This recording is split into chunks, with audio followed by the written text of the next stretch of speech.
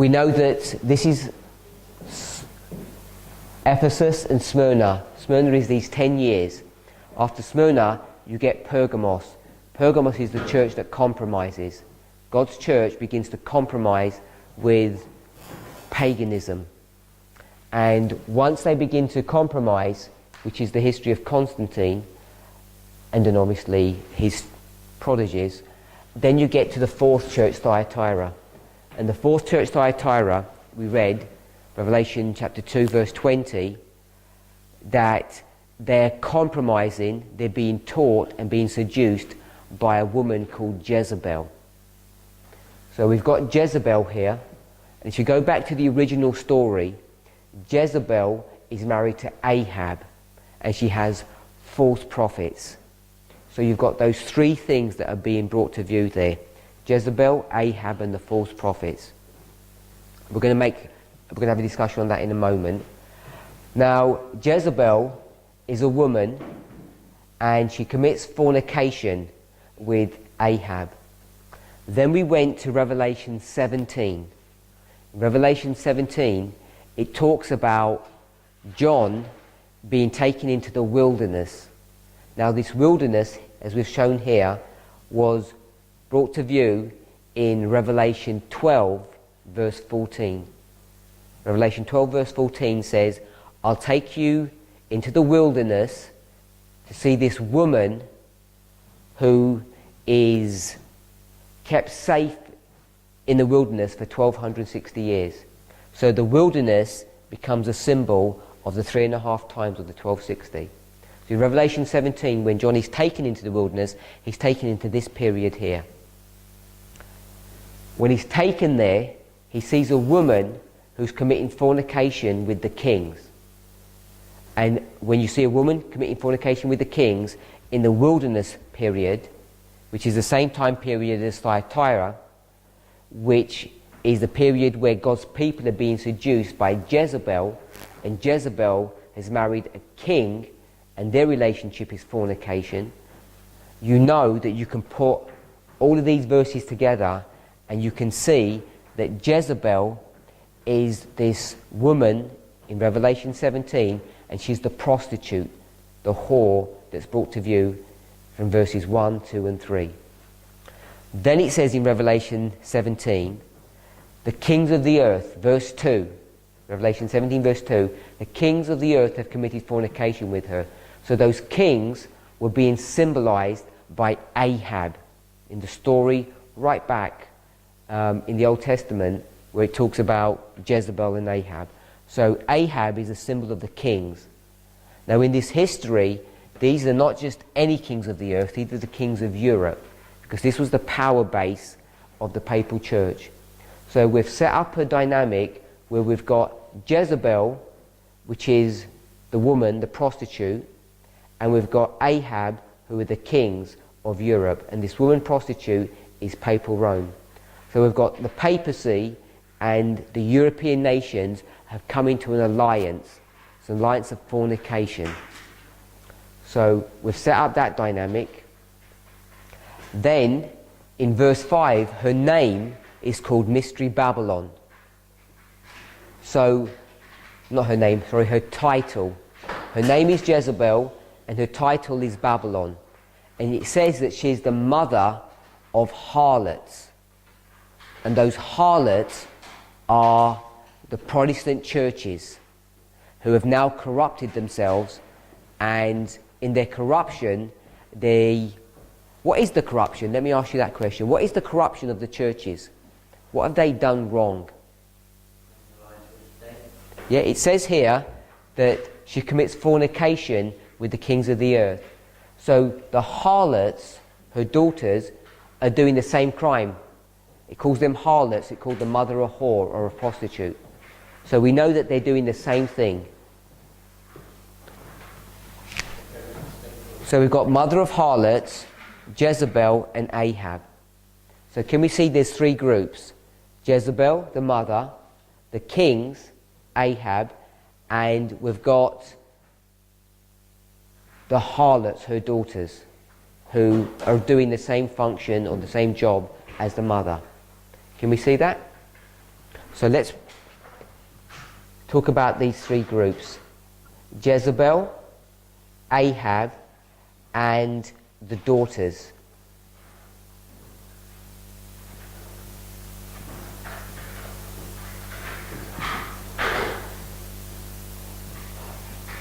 Now, if you look in this story, does Jezebel in real life have a daughter? Yeah? Do you remember her name is? Athaliah. Not Herodias, it's Athaliah. So her name is Athaliah, and she ends up being the queen of Judah, in fact.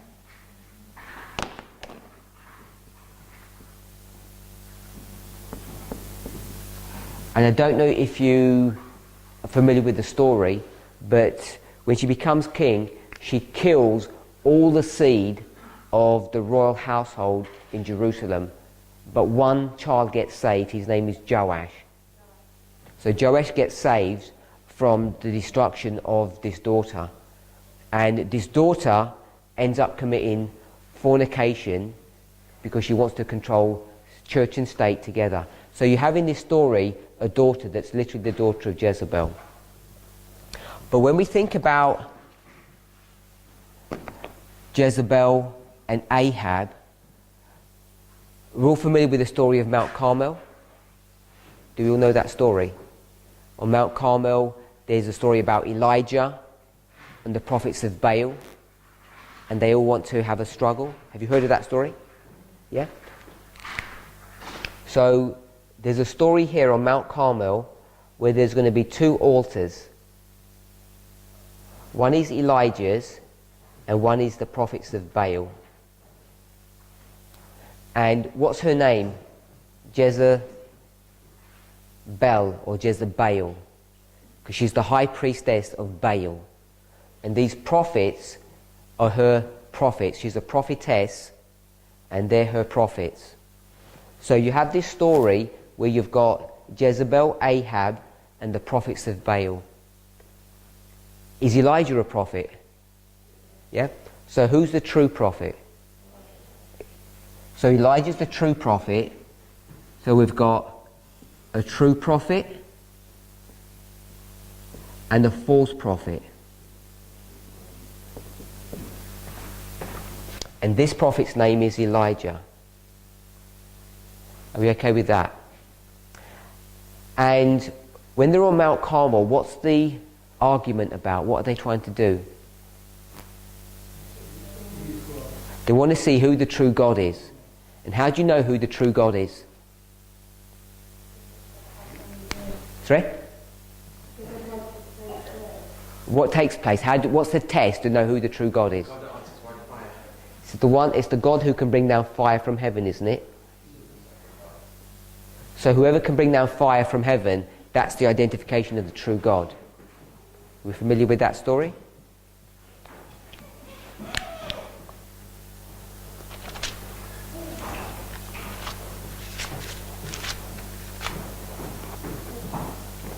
If you're not familiar with the story, you can read it in 1 Kings chapter 18. I'll just read from 18:19. Now therefore send and gather to me all Israel unto Mount Carmel, and the prophets of Baal 450, and the prophets of the groves 400, which eat at Jezebel's table. So that was 1 Kings chapter 18, verse 19. So this story here is a story in the Old Testament, and you can see it's having application here at the end of the world, because you've got Jezebel, and they're fighting against Elijah. Do we know another Elijah in the story in the scriptures? Are we all familiar with that? Elijah. Elijah is in this Old Testament story, the real Elijah. Is there another Elijah in the Bible that we know about? Do we know that it's John the Baptist? Yeah? Let's try and find a Bible verse for that then.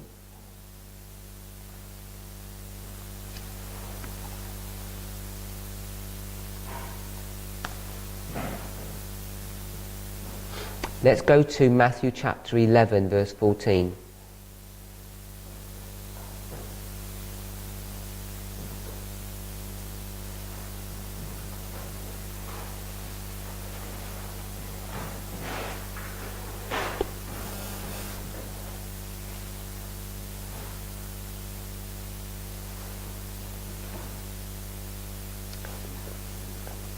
Matthew 11, verse 14. I'll read from verse 13. For all the prophets and the law prophesied until John. And if you will receive it, this is Elias, which was for to come. So the word Elias is the Greek way of saying Elijah. So Jesus says that John the Baptist is Elijah.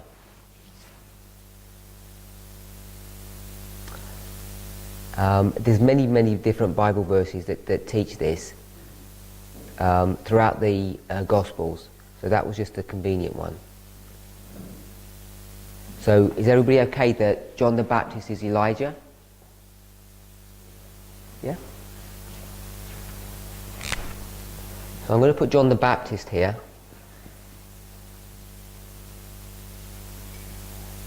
You also have Luke chapter 3, verse 3, 4. Luke chapter 3, verse 4. As it is written in the book of the words of Isaiah the prophet, saying, the voice of one crying in the wilderness, prepare ye the way of the Lord, make his path straight. Yeah?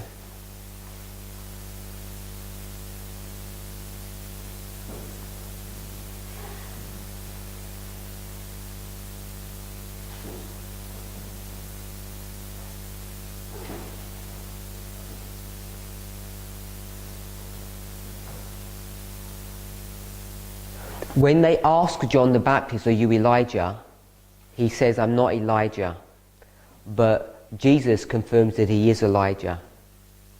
And the reason why John says, I'm not Elijah, is because he says, I'm only Elijah if you recognize who I am. So it's pretty standard understanding in most Christians understand that John the Baptist is Elijah. Jesus says that he's Elijah. He fulfills the role of Elijah. He does that work that Elijah was prophesied to do at the end of the world. And the Jews actually asked him if he was Elijah. Let me find the verse for that. Maybe that will be John 1. And they asked him, what then? Art thou Elias? He said, I am not. Art thou that prophet? And he answered, no. So that's John 1:21. And then they said unto him, verse 22, who art thou, that we may give answer to them that sent us? What sayest thou of thyself? And he said, I am the voice of one crying in the wilderness, make straight the way of the Lord, as saith the prophet Isaiah. And they which were sent were the Pharisees. And they asked him and said unto him, why baptizest thou then, if thou be not Christ, nor Elijah, neither that prophet? Is this Ruth? I wasn't sure if Matthew 17, 10 to 13 was one of the transfiguration, when it talks about how the disciples knew he was talking about John the Baptist. Matthew 17, 10 to 13, where he makes reference to Elijah, and the disciples understand that to be meaning John the Baptist. Yeah. Yes. There's so many Bible verses in the New Testament, in the four Gospels that talk about that. There's at least 20 plus that talk about it. So I was just getting a select few. That John the Baptist is recognized by Christ to be Elijah. God's people are expecting Elijah to come back, by the way. They know he's going to come back. How do they know he's going to come back? Because he didn't die. I don't know if we all know that Elijah was translated, never saw death. He gets sent to heaven and they're expecting him to come back. Even in the story when Elisha is there, these students of his, these schools of the prophets, they go around looking for him, saying, he must be somewhere. And Elisha says, go and find him if you can, and they can never find him. So they're expecting Elijah to come back. So when this great prophet comes back, John the Baptist, begins his work, they say, oh, maybe this is Elijah come back, because he dresses like Elijah, he looks like Elijah, he has those characteristics of Elijah. And in John 1:21, they say, who are you? Are you Elijah? And he says, no. Then he says, art thou that prophet? When he says that prophet, or they say that prophet, do you know which prophet that is? Sorry? No, they say, in verse 21, it says, what then? Are you Elijah? And he says, no. Then they say, are you that prophet? So it's someone else besides. They say, are you Elijah? He says, no. They say, okay, are you that prophet? And he says, no. And then in verse 25, it says, if you're not Elijah, and if you're not that prophet, and if you're not Christ. So there are three people that they think he might be. One of them they say, are you Elijah? He said no. One of them they say, are you Christ, the Messiah? He says no. And there's another one which is that prophet. And the prophet that they're referring to, if you keep, actually not your fingers in there, go to Deuteronomy chapter 18.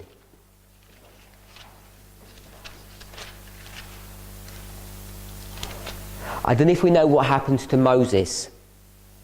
Moses dies on Mount Nebo, I think it is, just before entrance into the promised land, because of the sin when he strikes the rock. And when he dies, nobody knew where he was buried. God buried him. But there was an awareness or some kind of knowledge that they had that he wasn't going to be dead forever, that Jesus had actually resurrected him from the dead. And we know that that actually happened. So they thought... Sorry? Yes. But it still doesn't say literally that he got resurrected.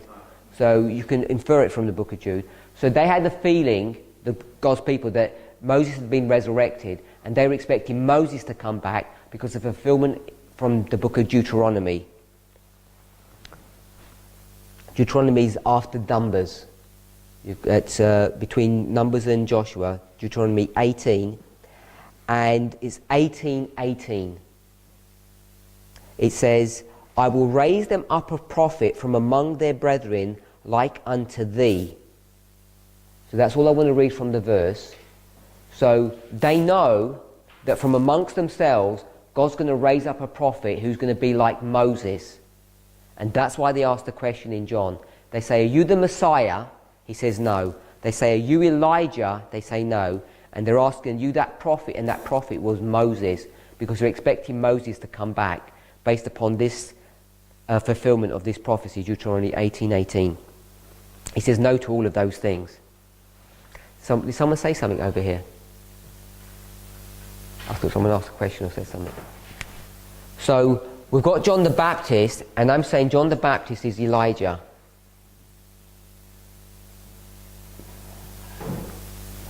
And what is John the Baptist's job function? Prepare the way. So we can describe it in a number of different ways, but I'm going to describe it as a person who blows a trumpet. He blows a trumpet because he's a herald. Just like if you have a king that comes behind you, everybody needs to know that the king is coming, so you have someone who precedes him, which is what John's work was. He was to prepare the way before whom? Before Christ. Now you can see that, this preparing the way, John's doing this work, in a really nice Bible verse. It's Jeremiah chapter 6. We already spoke about Jeremiah 4 before. If you go 2 chapters forward, it shows this same person in Jeremiah 6.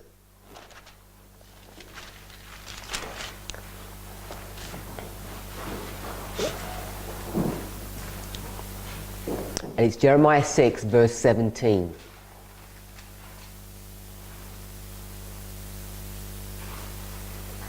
I'm saying that John the Baptist is a fulfillment of Jeremiah 6:17.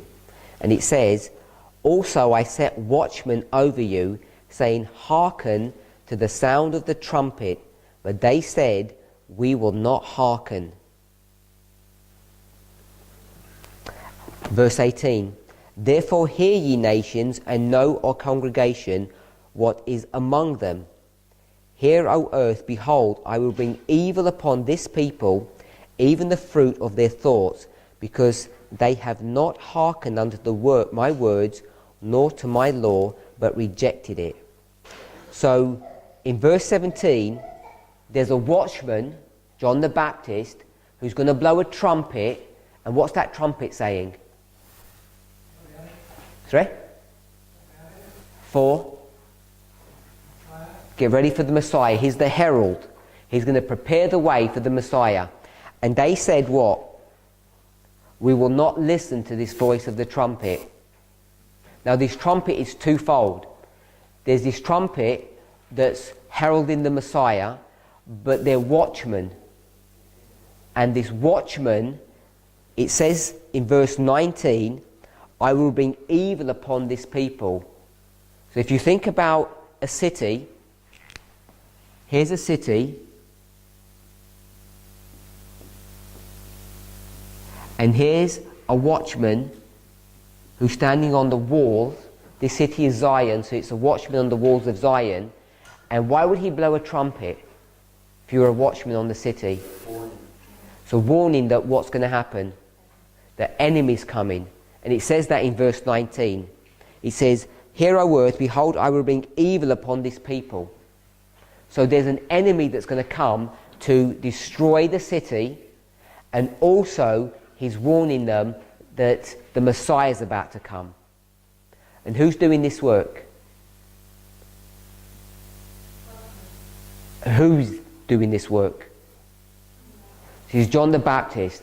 And in the history, just after John the Baptist dies, then Jesus dies, in AD 70, what happens? The Roman armies are going to come and destroy Jerusalem. So this was the warning that John was giving. John the Baptist was blowing a warning trumpet saying, repent, because destruction's about to happen. Yep. And I'm warning you that the Messiah is about to come, because I'm preparing the way before him. There's another nice way to link that verse to this one. We know Jeremiah 6:16 is talking about standing alone. You haven't... Oh, okay. I was going to go to 6:16, but you're going to go somewhere else after that? Yeah. To link it back to the New Testament where Jesus talks about the work of John. Because this is 6:16 says, standing in the way and unseen. And as for the old path, this is about restoring the old path and going back to the foundation. Yes. Yeah. Then in Mark it links it. Mark 9:12 says, Jesus answered and told them, "Their lives verily cometh first, and restorer of all things, and how it is written, the Son of Man, he must suffer many things to be set at the door." So he's warning them that that John is going to come and restore all things, then Jesus is going to come and suffer. Yeah. That's Mark 9:12.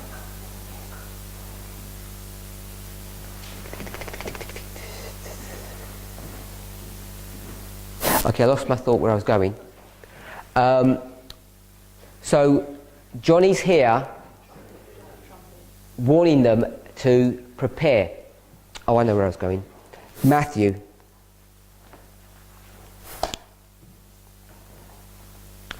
Verse 7.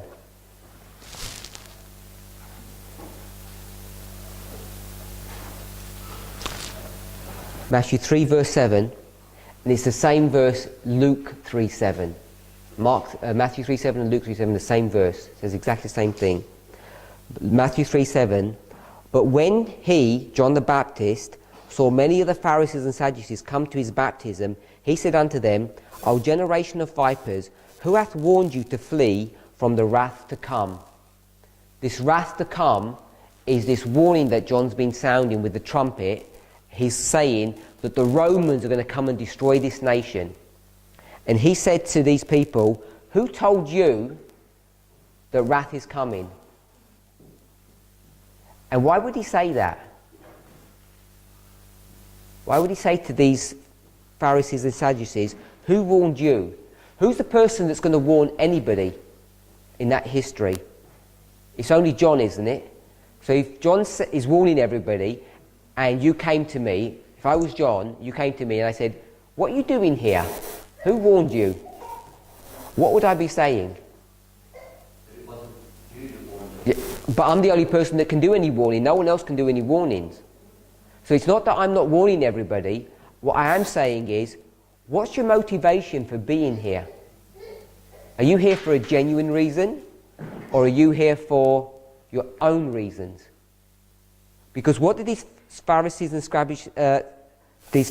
Sadducees come for? What does it say in the verse? Sorry? No, he didn't come to see him. I'll read it again. But when he saw many of the Pharisees and Sadducees come to his baptism, he said unto them, O generation of vipers, who hath warned you to flee from the wrath to come? So they came for baptism. They came to be baptized by John. And he said, I'm not going to baptize you because I didn't really give you a warning. Why was he not warning the Pharisees and the Sadducees? Instruction was for them. Because their reason, their motivation for coming was not genuine.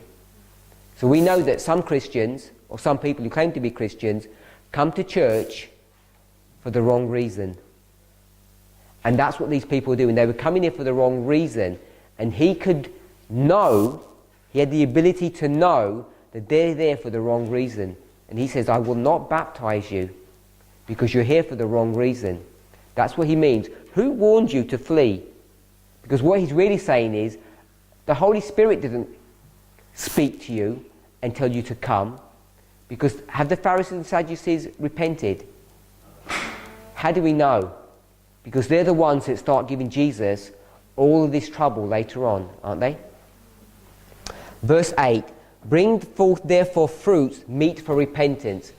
So this is why I'm saying in verse 7 that he says, I'm not going to baptize you. Because he says, if you want to be baptized, what do you have to have first? You have to have fruit that's meet for repentance. Verse 9, think not to say within yourselves, we have Abraham for our father, for I say unto you that God is able of these stones to raise up children unto Abraham. Now also is the axe laid unto the root of the trees. What is this axe?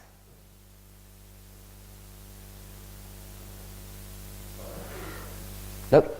If you go back to verse 7, he says, who hath warned you to flee from the wrath to come? The wrath is the axe. And what's the wrath? And who's going to bring destruction? Pagan Rome. So pagan Rome. Pagan Rome is the wrath. So what's the axe? Pagan Rome, not papacy. It's pagan Rome. Pagan Rome is the axe that's going to do what? It's going to destroy their nation. And if you can destroy a tree from the roots, will it ever grow again? It will never grow again, will it?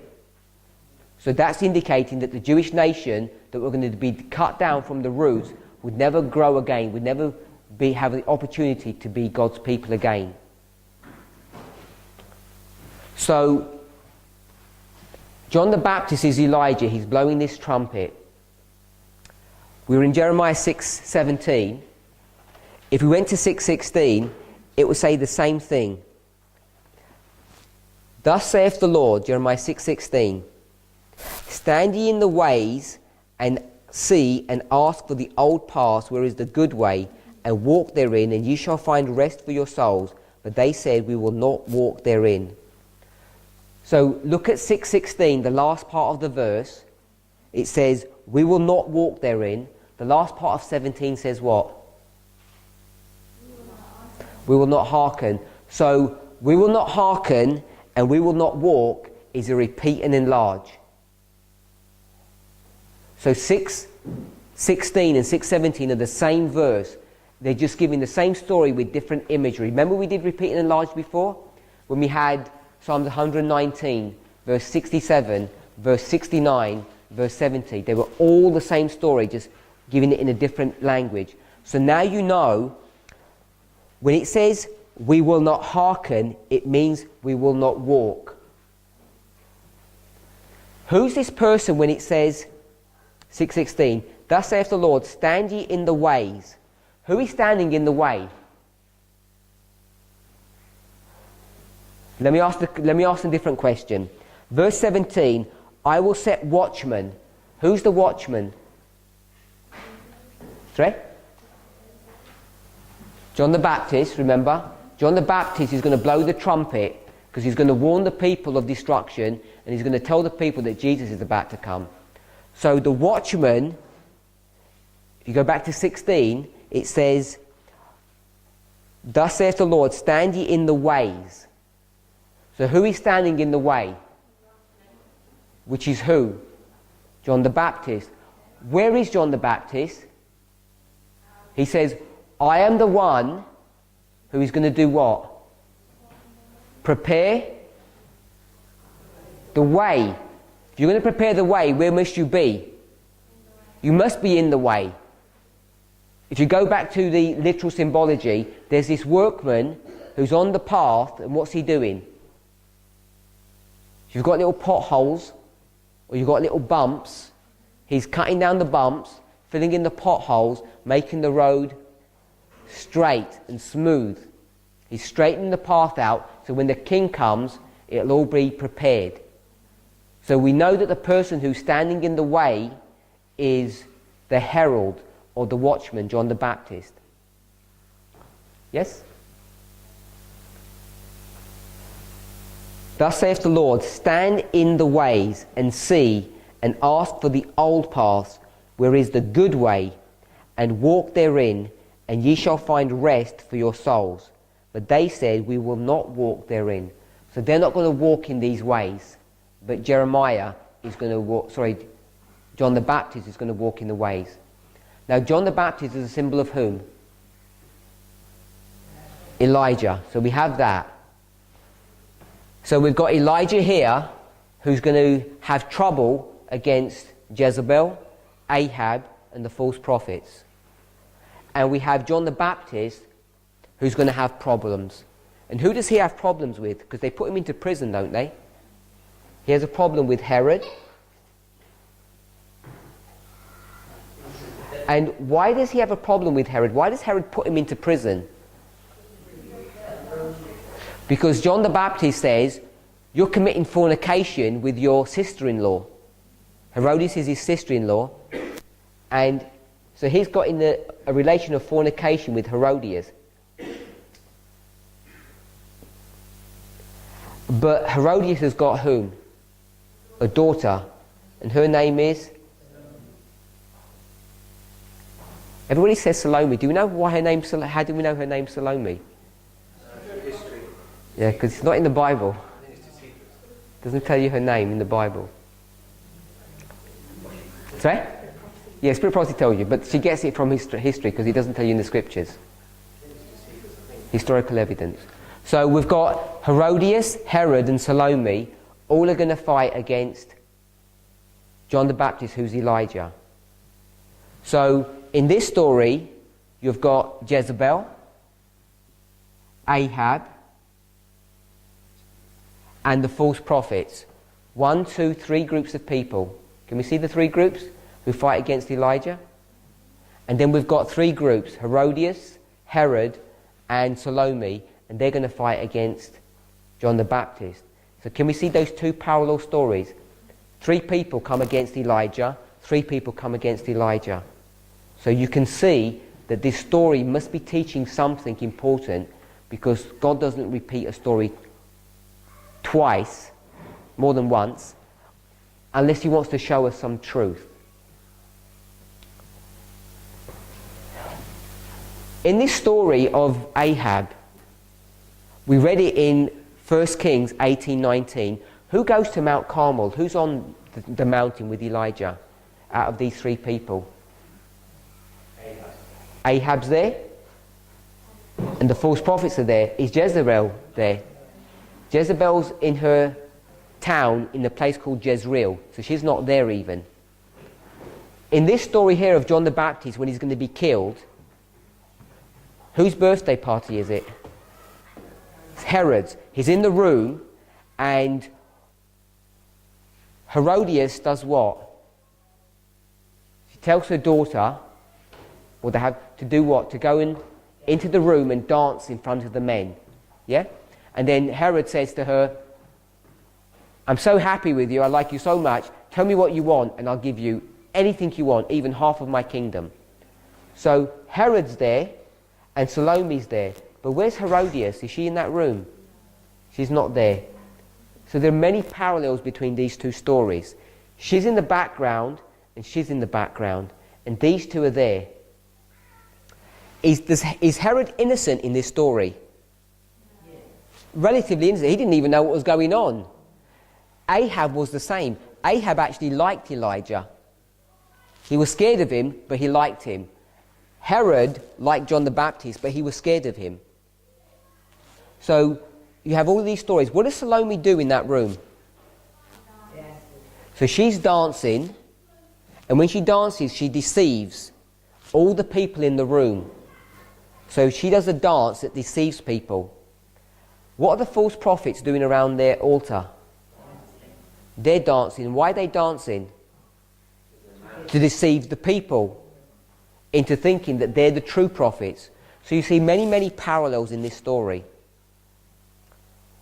There's a Bible principle called a triple application. And the triple application is when you see the same model 3 times, you know that the last application is going to be based upon the previous 2. So I'll do it in a simple equation. Elijah 1 plus Elijah 2, this would be Elijah 1, Elijah 2, points or equals Elijah 3. On the testimony of 2 things, 2 stories, a biblical principle is established.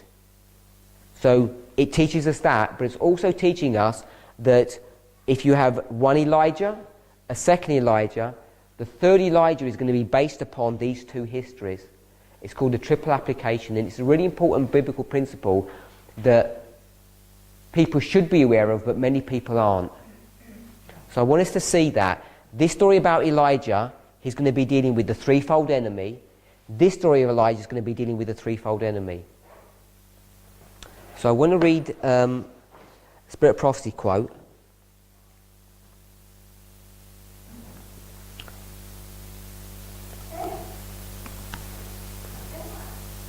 It's early writings.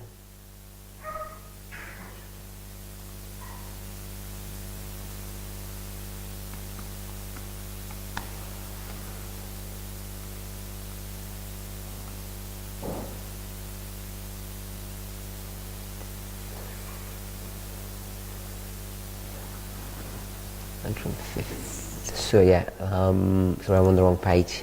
Early writings, I think it's 155. I'm going to confirm that.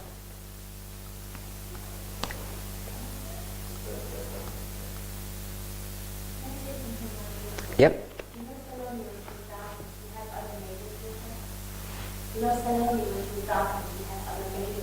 Oh, okay. Oh, there wasn't one, she wasn't there by herself. Oh, yeah. Sorry?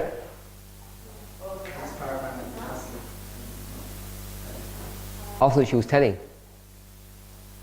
Oh, okay. Page 155, paragraph 1.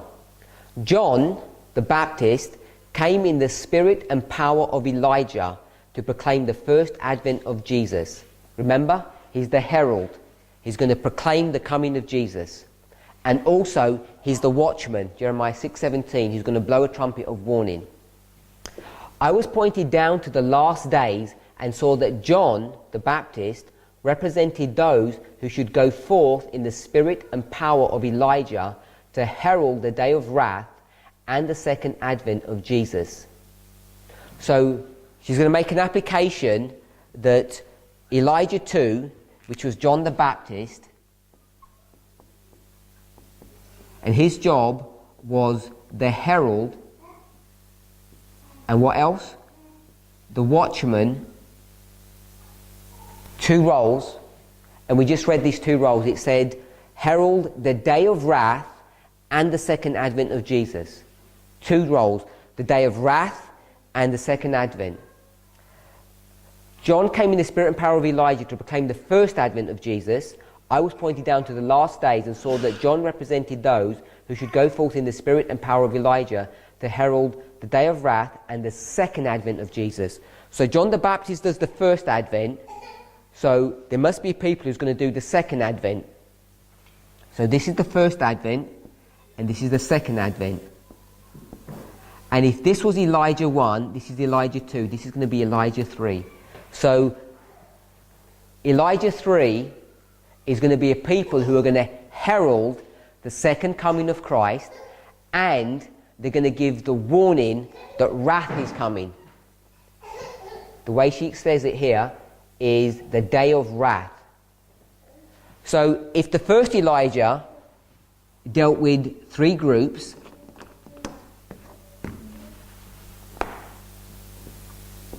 and the second Elijah, John the Baptist, dealt with 3 groups, do you think we're going to have to deal with 3 groups? Yes?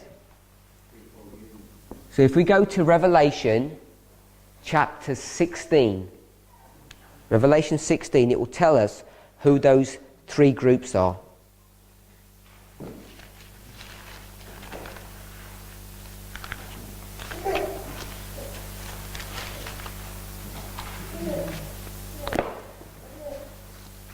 We'll go to verse 13.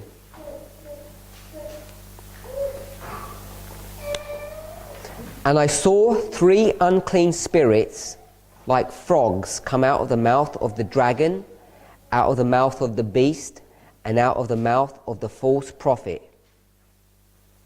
So can we see 3 groups? The dragon, the beast, and the false prophet. We can see those 3 groups? If that's not clear, skip down to verse 19, because he makes it even clearer. Verse 19, and the great city was divided into 3 parts, and the cities of the nations fell, and great Babylon came in remembrance. So Babylon is the great city, and it's divided into how many parts? 3 parts. And the 3 parts are the dragon, the beast, and the false prophet. So we can see that you have a perfect triple application. You have Elijah 1, Jezebel, Ahab, and the false prophets. Elijah 2, Herodias, Herod, and Salome. And 3, the dragon, the beast, and the false prophet. Now, we know that this isn't just something that we've made up, because where have we seen Jezebel? We saw Jezebel right here, Revelation 2, verse 20. Remember? In the story of Thyatira. So you know Jezebel has some kind of symbolic end-time application. So let's think about that. Here's Jezebel, and she's married Ahab, and she's a mother. And the mother is a harlot, a prostitute, and her daughters are what? Prostitutes as well. So they're false churches. So what we can do is, because we see it's a combination of the first Elijah and the second Elijah, we can take all those characteristics. We've got Jezebel, we've got Ahab and the false prophets, we've got Herodias, Herod, and Salome. So when we overlay them all on top of one another, Jezebel and Herodias are the same person, Ahab and Herod are the same person, and the false prophets and Salome are the same person. Yeah? So in this story here, we have Jezebel, who's the papal church. We've got Ahab, who are the kings of Europe, and she's the mother of harlots. And the harlots are these daughters. Here we can see a daughter, and the daughter are the Protestant churches. So in this history here, we've got the papacy, the Protestant churches, and the kings of Europe. And all of them are coming together to do what? To persecute God's people. Where did we read that? Revelation 12, verse 14 and 15 and 16. If you remember that. It says in verse 14, the serpent, we've got the serpent here, does what? Cast out of its mouth water as a flood. It speaks laws, changes times. Daniel 7:25. Then the earth helped the church. The earth is a symbol of the United States. We've got the United States. But then it said, the dragon did what? Cast out of its mouth a flood as well. So we've got the dragon, which is a symbol of Ahab, the kings. That dragon power is also going to make war or persecute God's people. So we have both of them persecuting God's people. So what I want us to see is in this history here, we've got two parallel kingdoms working together. The dragon and the serpent. The papal church and the governments of Europe. They're working together. We saw that there were two parallel kingdoms. All through the story we see parallel kingdoms. Once you get out of this history and you start coming into this history, this concept of parallel kingdoms occurs over and over again. You can see it right from around 330 AD when pagan Rome stops ruling the earth supremely, the demise of pagan Rome and the rise of the papacy. Then in this history they're ruling together. So I want us to see here that they're co-ruling. Who's co-ruling when I say they?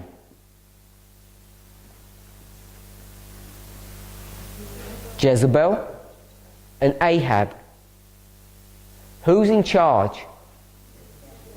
When you go back to this story, who was in charge, Ahab or Jezebel? When you go to this story, who was the boss in that family? Was it Herod or Herodias? Herodias. You know that she's controlling that marriage. You know that Jezebel's controlling the marriage. And in Revelation 17, where's the woman sitting? She's sitting on the kings, remember? She's sitting on top of the kings, controlling the kings, instructing them and guiding them what to do. So there's a co-rulership between Jezebel and Herod and Herodias and Herod. Sorry, yeah. Jezebel and Ahab, thank you. Put it in the right. Jezebel and Herodias are women. Women are a symbol of the church. So you have the church and the state.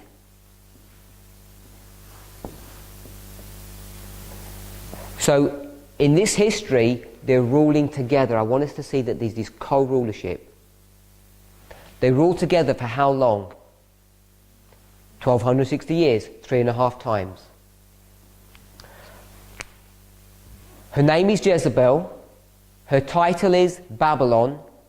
And her familiar relationship is that she's a mother. She has daughters. So Europe here, geographically, is prophetically or symbolically what? The nation or the empire of Babylon.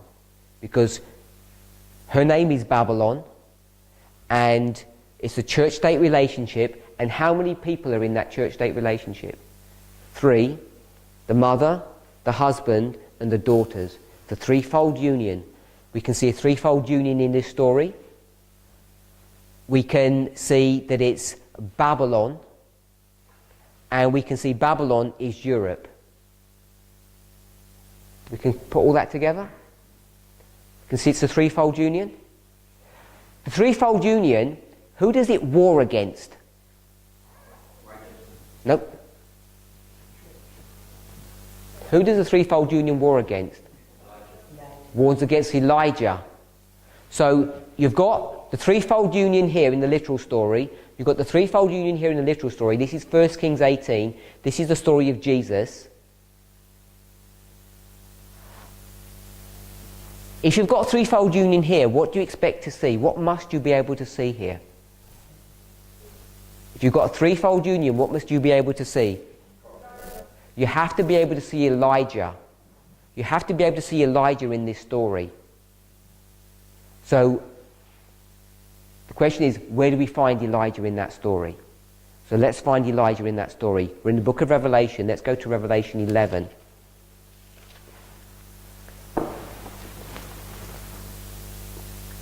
We'll go to verse 3. Revelation 11, verse 3.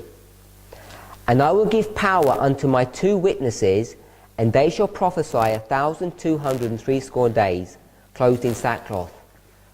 Where's that? Where are we now in that story, verse 3? Are we in this story here? 1,260? 1,203 score days is 1260. So we're in this history here. And how many witnesses are there? 2 witnesses. There are 2 witnesses. And whose witnesses are they? Begin of verse 3, it says, and I will give power unto my 2 witnesses. Who's speaking? God through his angel is speaking. So these witnesses belong to whom? They must be God's witnesses. And he's speaking to John, God saying through his angel, I've got 2 witnesses, and they're going to witness during this 1260-year period. Verse 4 is going to describe more about these 2 witnesses. It says they're 2 olive trees, 2 candlesticks, standing before God of the earth. And then it says in verse 5, and if any man will hurt them, fire proceedeth out of their mouth, and they devour their enemies. And if any man will hurt them, he must in this manner be killed.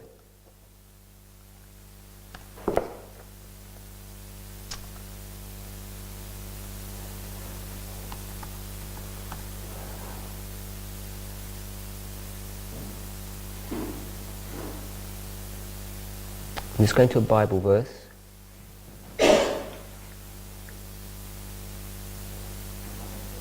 Sorry?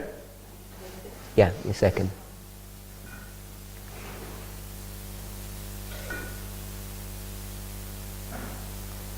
Let's go to 2 Kings. 2 Kings chapter 1. Keep your finger here in Revelation and go to 2 Kings chapter 1. As you turn in there, I'm just going to read verse 5 again. If any man will hurt them, fire proceedeth out of their mouth, and they devour their enemies.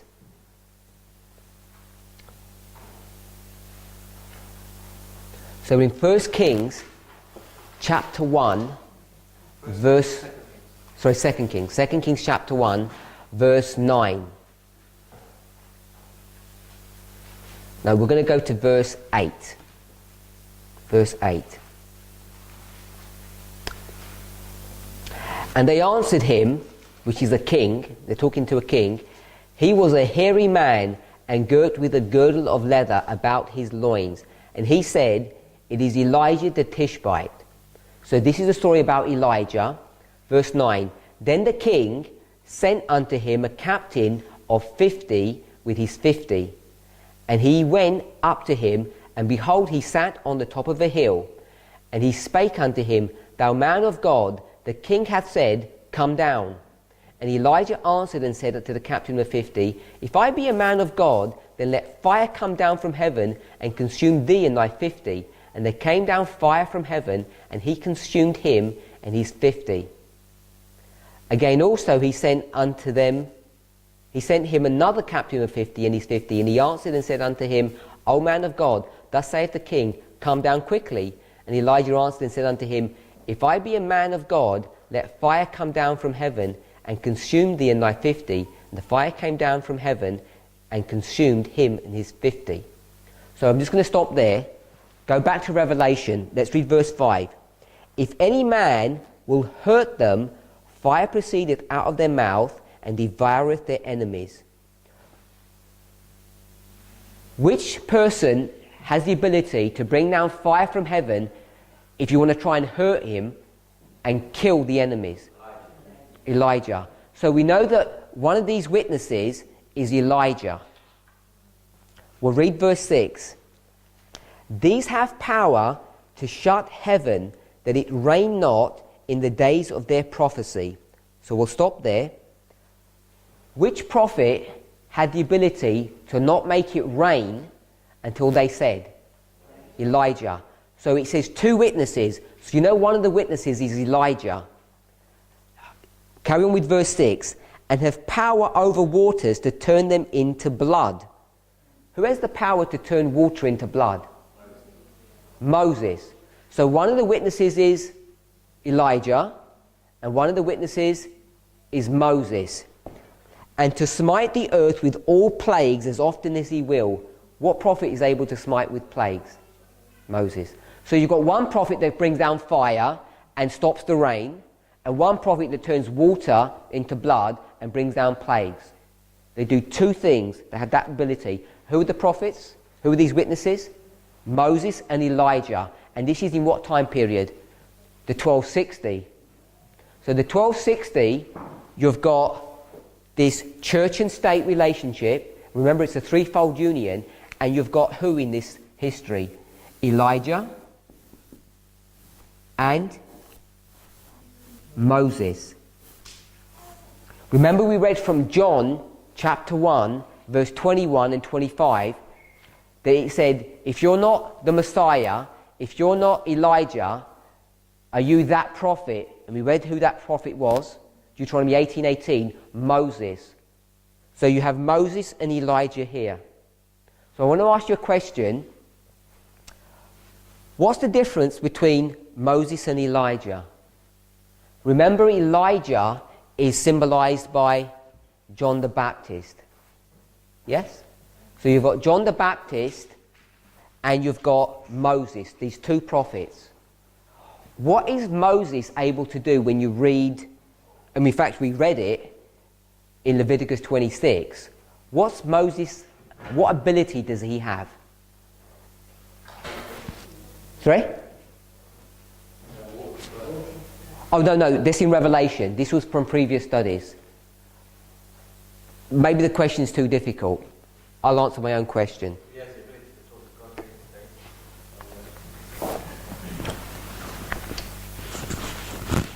God. So here's Moses. And what's unique about Moses? He has some unique characteristics.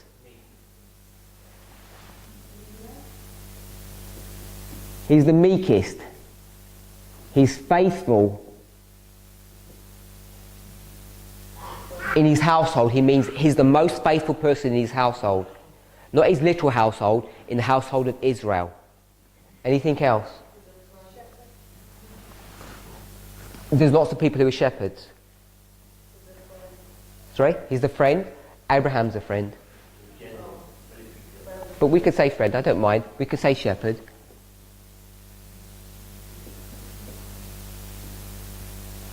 Is he the ruler of God's people? And what are they complaining about against him? Who made you a ruler over us? So he was a ruler that was whom? Chosen by... And did everybody know he was chosen by God? Yeah? Everyone knew he was chosen by God. Everyone knew what his job function was. What's his job function? Okay, what's his name? No, it's not drawn out of the water. People always say drawn out of the water, and it doesn't mean that. His name is... Yeah, what does Moses mean? It means drawn out, not drawn out of water. We make that application because he's a little baby and they pull him out of the water.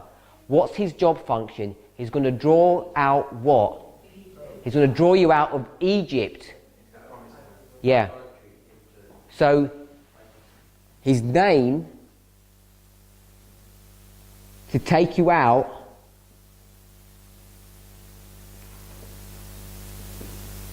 of Egypt and take you to the promised land.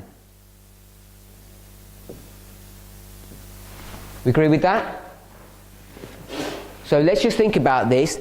Moses is here, and what did we already say? We didn't make this application yet, but we're going to, that the United States, if we said that this was some good place, what's Moses going to do? He's going to take you from this place into this place. Yeah? So you can see Moses has to be here in this history. Moses and Elijah are how many people? One person, one movement, one church. How many churches do you have in this history? You have one church. Has to be one person. It's not a literal person. It's symbolizing a work that this church does, which is twofold. Moses has the ability to do what? Prophesy. And what I mean by prophesy is predict the future. When he predicts the future, is that based upon any previous history?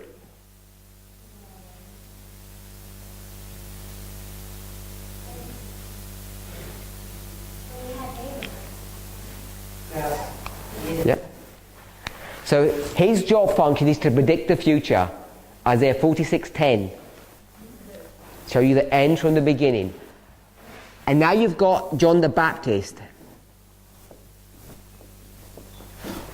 What about John the Baptist? Is he great? What's so great about John? Let's compare what John doesn't do. This is what he does not do.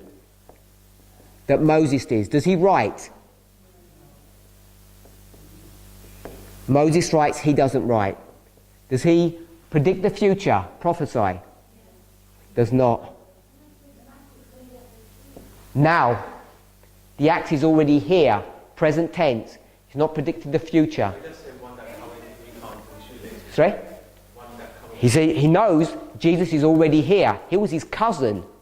He already had known about Jesus for 30 years. He's not predicting the future. He says he's already here.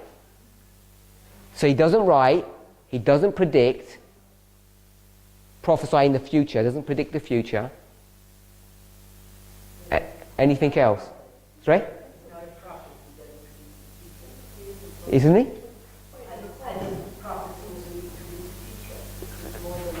Not all prophets. Sorry? Where does he point to the cross? He doesn't even believe there's going to be a cross.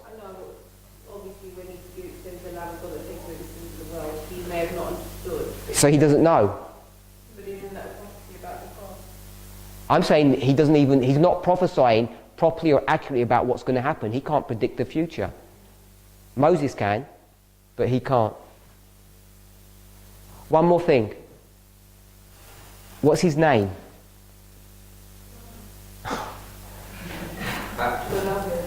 No. It's Elijah. This man is so, how can I put this? So inferior that he can't even stand in his own name. He's the only prophet that doesn't minister under his own title. Every other prophet has his own name, except John the Baptist. John the Baptist, his prophetic name is Elijah. So he's not able to even minister under his own name. He has to borrow someone else's name. So I want to see that this man, Elijah, isn't so great in the context of a great person. So why would Jesus say that he is so great? Why does he become the greatest prophet? Based upon what principle or idea? Because he doesn't write anything, he doesn't really prophesy anything, he doesn't really even stand in his own name. Jesus gave him the job of Sorry? Jesus gave him the job of preparing the way? Okay, I want to say the reason why he's so great, because he has to have the greatest amount of faith. He has to have faith based upon all of what he's read in the Old Testament. He's not a regular prophet, as most people would understand prophets. He doesn't have dreams and visions like prophets do. He doesn't predict the future. He doesn't stand in his own name. Everything is borrowed from someone else.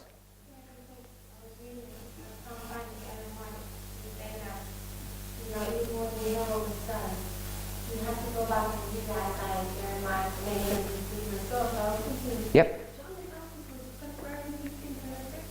Yep.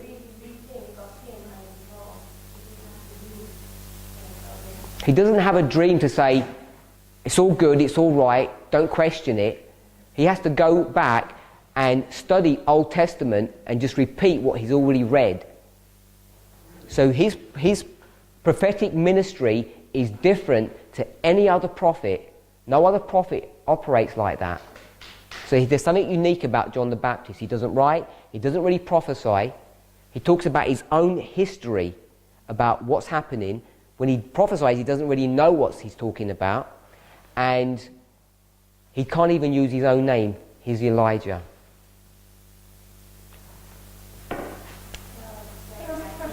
Yep. Go ahead. Going back a little bit, it says that the woman, there was only one church in Dark Ages? Thyatira. Yeah. Do we put the woman on Revelation 12 who is the wilderness in Thyatira, or is she another church running? She is Thyatira. She is Thyatira. Yeah. Ephesus is the New Testament church beginning at this time period. Yeah. Smyrna, we marked the persecution, we mark it by the 10 years of Diocletian. It's before that as well, 303, 313. Pergamos is the history of Constantine, where the church compromises with paganism, leading on to Thyatira, the punishment that God's going to give his church. Right. So Thyatira is not the papacy, it's God's church. All the 7 churches are God's church. Yeah. Singular church running through 7 dispensations. So Thyatira is just bringing to you the paper persecution, not so much the papacy. Thyatira is the experience that God's church has in the 1260. And in Revelation 2:20, it says that this church has allowed itself to be taught and seduced by Jezebel. So it gets taught and seduced by Jezebel. Jezebel is married to Ahab, and she's the mother of harlots. It's the papal church. So there's an interaction between the two. So Elijah, how does Elijah come into this? Is Elijah Thyatira? Yes, he's God's prophet. Moses and Elijah are a symbol then of this church and the job that they're required to do. So one of the jobs that they're going to do is to say all of these characteristics. They're going to be predicting the future. And another one is this story here about John the Baptist and Elijah and what his role is going to be doing in this history. So all I want us to see is that Elijah and Moses are in this history here.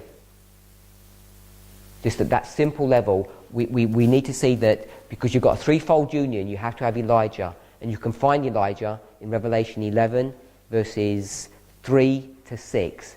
And when you find Elijah, you find Moses. You find Moses and Elijah in John 1, at the Mount of Transfiguration, when Jesus is there. You see all three there. You see them in Revelation 11. So you know that Moses and Elijah must come into end-time prophecy. And we know, how do we know that? Deuteronomy 18:18. Deuteronomy 18:18 teaches you that. Sorry? Malachi 4:3. Is that going to tell you about Moses? Yeah, I meant Moses specifically. Moses specifically, it says, I'm going to raise up a prophet like unto you. And we see Moses there. The Jewish nation are expecting to see Moses in his time, in their time period. You see Moses in this time period, so we have to see Moses at the end of the world. It does say actually, raise up a prophet amongst your brethren. Yep. So he's going to be from the brethren. And that's why I picked it up here. It says He's faithful in his household. He has all these characteristics you're going to see in this time period, and you're going to see it at the end of the world.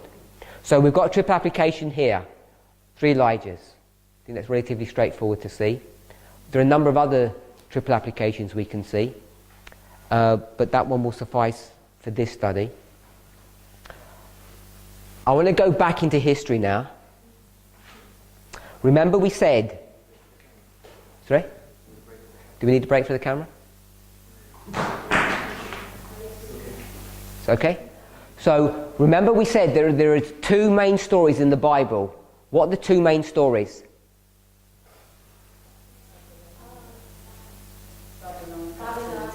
The captivity in Babylon and the captivity by pagan Rome. The stories of the New Testament. The New Testament, 27 books. 27 books are devoted to the story of Christ and the persecution by pagan Rome upon God's people. And we saw that nearly 2/3, if not more, of the Old Testament is dealing with what subject? The persecution and the captivity of God's people as they head into Babylonian captivity, and then they come out of Babylonian captivity. So you see the entering into captivity, the captivity, and the coming out of captivity. Most of the Old Testament focuses on that singular story. So you know it's an important story about end-time prophecy. So we want to try and understand a little bit about that story. And we'll begin by going to the book of Isaiah. We'll go to Isaiah chapter 45.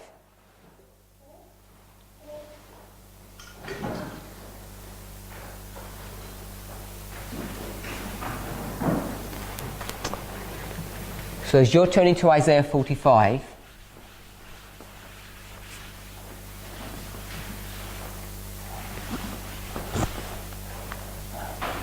I want to do a little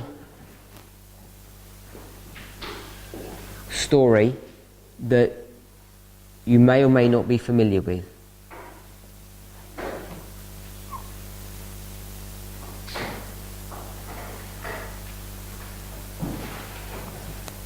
We've got 1798 here, and we said that this is the time of the end, and we haven't discussed this, so I'm not sure how many of us are aware of this. There's 46 years between 1798 and 1844.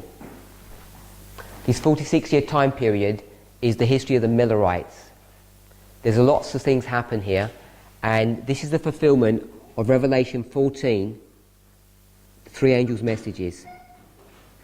This is verses 6 to 11. Third angel's message goes up to verse 12, but I mark it at verse 11 in the context of verse 8. Verse 8 talks about Babylon is fallen. Verses 9 to 11 talk about the punishment that you receive, about the fall that you have experienced in verse 8. So there's these 3 steps, brings you to 1844. I know for some of us we may not be totally familiar with this history, and this is the 2300-day prophecy. Begins in the year 457 BC.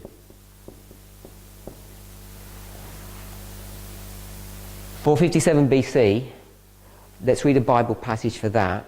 We'll keep your fingers in Isaiah. We'll go to Ezra chapter 6, verse 14. Ezra chapter 6, 14. Keep your finger in Isaiah.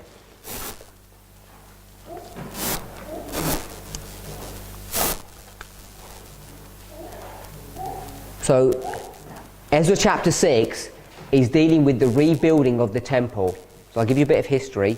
You know that David wanted to build a temple. He wasn't allowed to. Solomon, his son, built the temple in his stead. After the death of Solomon, the nation got split into 2 groups. 10 tribes in the north and 2 tribes in the south. Those 2 powers in Israel began to war with one another. They had civil war. for well over 100 years, much longer than 100 years. So they're warring with one another, and at the very end, Nebuchadnezzar is going to come and he's going to destroy Jerusalem and destroy the temple. When the temple and the city is destroyed, they are going to go into captivity, and then they're going to be released from captivity, and this is the story here. And when they come back home, they're going to rebuild the temple. So I want to pick up, that's where we are in in Ezra 6. And the elders of the Jews builded, and they prospered. So the building is the rebuilding of the temple. They builded and they prospered through the prophesying of Haggai, the prophet, and Zechariah, the son of Iddo. And they builded and finished it according to the commandments of God of Israel, and according to the commandment of Cyrus and Darius and Artaxerxes, king of Persia. So can we see that there's 3 kings that are mentioned here? Cyrus, Darius, Artaxerxes. 3 Persian kings. If you're familiar with the story of Daniel, I think most people are, the Darius that's mentioned here is not the same Darius in the book of Daniel. They're 2 different kings, not the same king. So there are 3 kings, Cyrus, Darius and Artaxerxes, and they're going to give laws that are going to help God's people to rebuild the temple. So the 3rd law, or the 3rd commandment, was here. Then there's a 2nd one, and then there's a 1st one. So this was Artaxerxes, this was Darius, and this was Cyrus. Cyrus, Darius, Artaxerxes, the 3 kings that are going to give 3 laws that are going to allow God's people to come and go back home. So here, God's people were in Babylon before this time period. And how long were they in Babylon for? So they were in Babylon for 70 years. So here's the 70-year captivity, and they're in Babylon.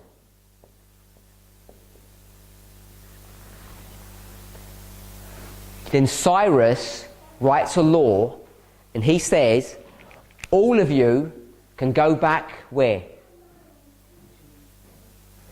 You can all go back to the promised land, to the glorious land, to your home country.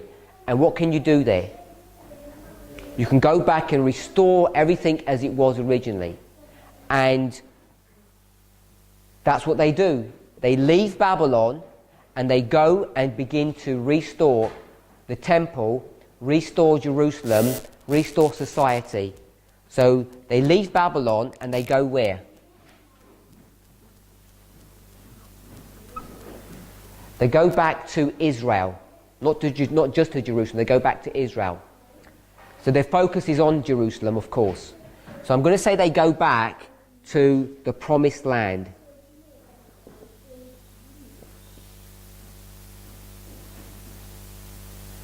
And when Ellen White talks about this promised land, she says this was the most glorious land in the world, in the planet, basically, in the known world then, obviously not in the whole world, because we don't know about that.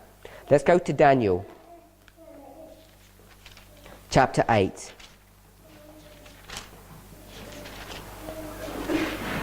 Verse 9.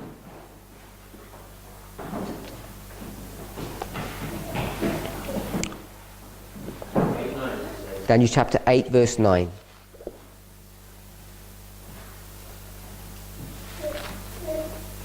Daniel chapter 8, verse 9. It says, and out of one of them came forth a little horn, which waxed exceeding great toward the south, toward the east, and toward the pleasant land. All I want us to pick up is the phrase, pleasant land. What is the pleasant land? So this is the promised land. This is the land of Israel. Some people call it Palestine, but this is Israel. Some people call it Canaan. It used to be called Canaan. We're in Daniel chapter 8. Go forward 3 chapters to Daniel 11. The same country is now going to be called a different name in verse 41. He shall also enter into the glorious land. If you've got a marginal reading, it's called the goodly land or the land of delight. the goodly land or the land of delight, which is the same concept or the same idea as the promised land of chapter 8.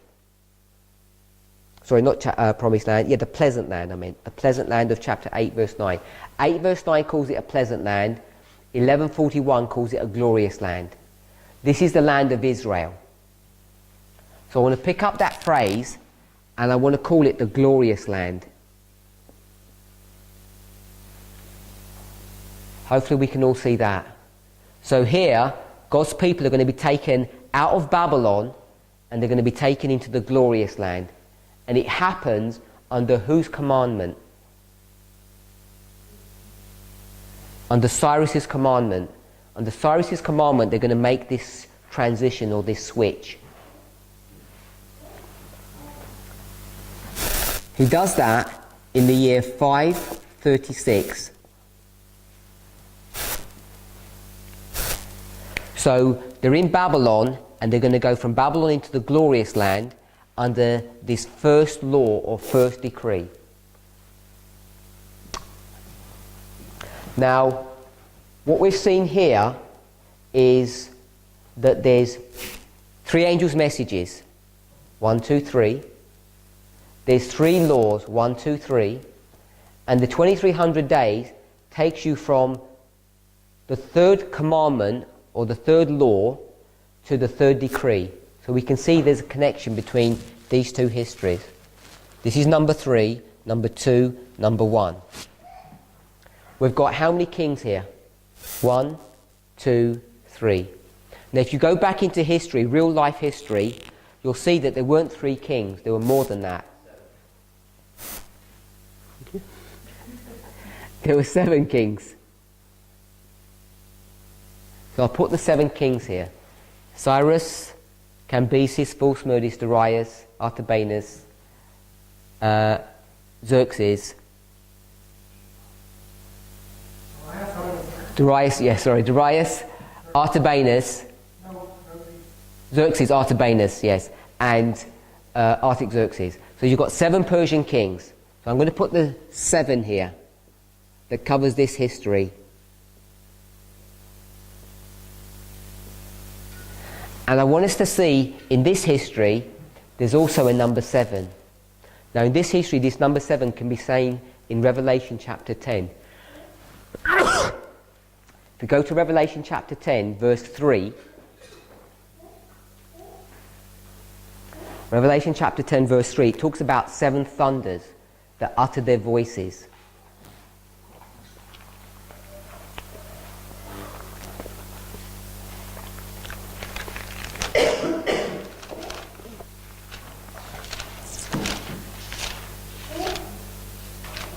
Revelation 10:3, and cried with a loud voice as when a lion roareth, and when he had cried, 7 thunders uttered their voices.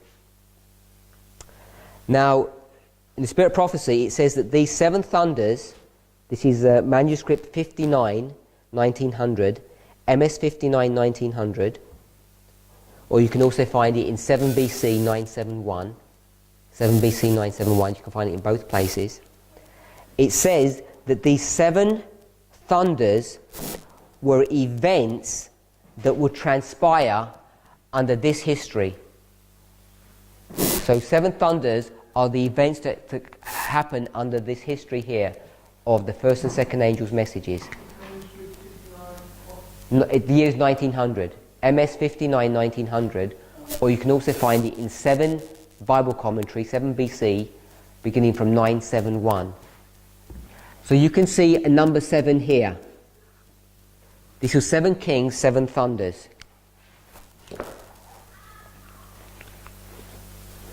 So what I'm doing now is connecting this history with this history. We can connect it with the 2300 days. We can connect it with 7 kings, 7 thunders. We can connect it with 3 laws, and we can connect it with 3 messages. 1798. 1798.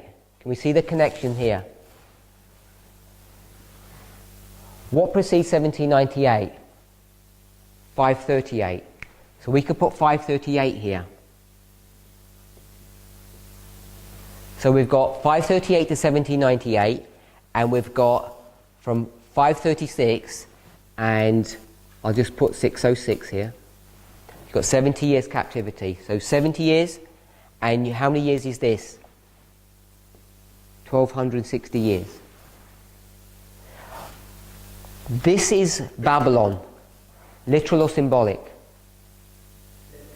So this was literal Babylon. I'll put an L here, literal Babylon. But what did we see this was? Or mystery Babylon. So I want to put Babylon here as well. We'll call it mystery Babylon. So what I'm going to do now is get this line that we've drawn, and I'm going to put a break here, and I'm going to put the two histories one on top of the other.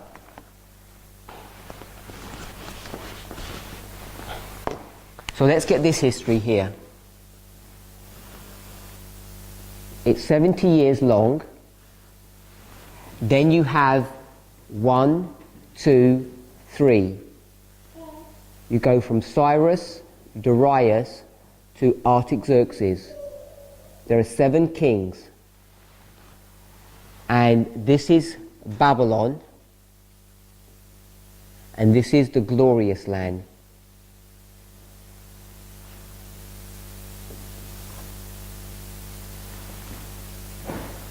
So everything that we had here I've just redrawn up here. Hopefully we can see that. 70 captivity, 3 decrees. They go into the glorious land. They leave Babylon, go into the glorious land. There are 7 kings. 3 of them give these commandments. So let's put this history underneath as well. So here we have Babylon. This was mystery Babylon, this was literal Babylon. We've got 3 decrees, 1, 2, 3, 3 messages.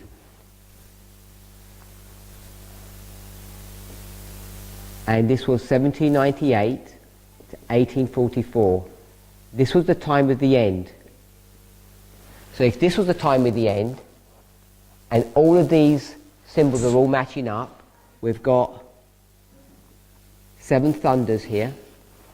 If this is the time of the end, I'm saying that this also must be the time of the end. And what does it mean, the time of the end? It means the end of Babylon. Babylon has come to its end. Mystery Babylon has come to its end. It's the end of Babylon. So can we see how these two histories have lined up exactly? This history was prefiguring this history. In this history here, where were God's people? This history here, where were they living?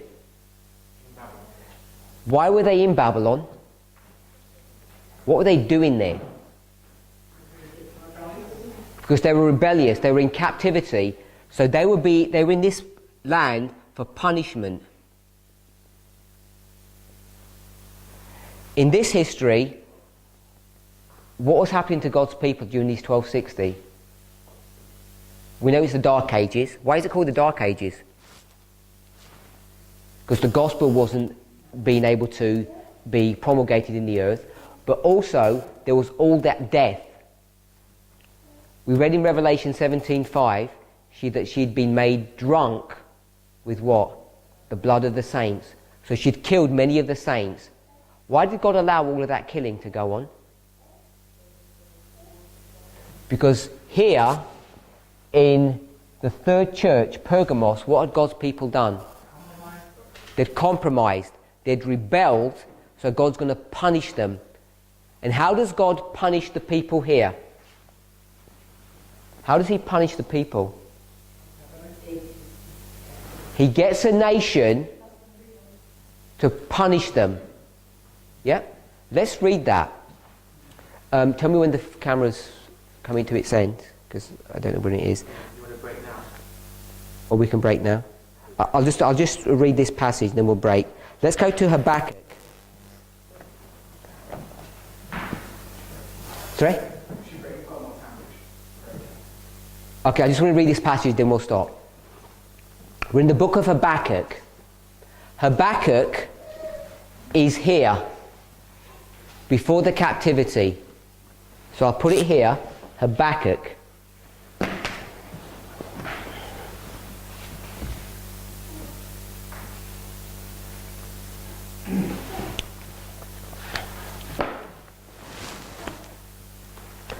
Habakkuk chapter 1 verse 6. For lo, I will raise up the Chaldeans, that bitter and hasty nation, which shall march through the breadth of the land to possess the dwelling places that are not theirs. They are terrible and dreadful.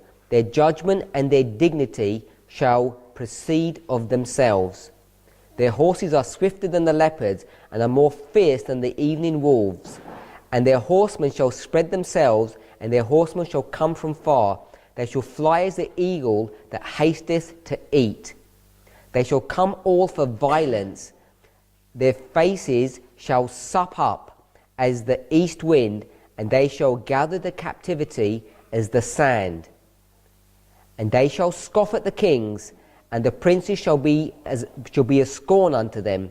They shall deride every stronghold, for they shall heap dust and take it. So this is the Babylonians. The Chaldeans is another word for the Babylonians. And Habakkuk here is prophesying that these people are going to come. And if we read verses 1 to 4 of Habakkuk chapter 1, it will tell you why they're coming. God's going to send them as a scourge to punish his people. You can see the same story in Isaiah 28. So these people are being sent to punish God's people. Here, in the 1260, the papal church is going to be sent to do what? It's going to be sent to punish God's people. I think Christians don't realise that often, that this 1260 was punishment against the rebellious church. And we know that because this is 3.5 times, and the 3.5 times is the second part of the 7 times from Leviticus 26, and the 7 times was there for what reason? Because God's people had forsaken the covenant. And he said, if the punishment of the judges is not enough, I'll give you a perfect punishment, beginning with the Babylonians here and ending with whom? With the papacy here. So these two histories are connected through the 7 times. This begins the 7 times and this ends the 7 times. We can see that connection. So, Mystery Babylon, this happens as punishment of God's people. And they're punished in the same way that they were punished. Let's pray.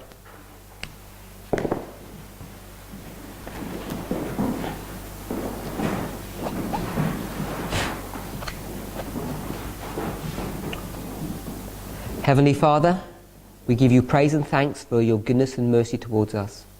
As we continue to honour and glorify you, we ask for a blessing, that you would shield, defend and protect us. All these things we ask and pray for in Jesus' name. Amen.